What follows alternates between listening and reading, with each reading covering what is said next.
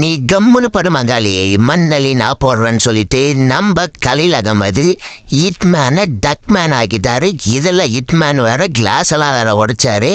அதுக்கப்புறம் நூர் அகமது என்னமா போலிங் போடுறா சார், 10 விரல் பத்தாது, இந்த 10 கோடி ஒர்த்து வருமா ஒர்த்து. கண்டிப்பாக சென்னை பிச்சில் இந்த ஸ்பின் ட்ரையோ வேற லெவலில் போட்டாங்க.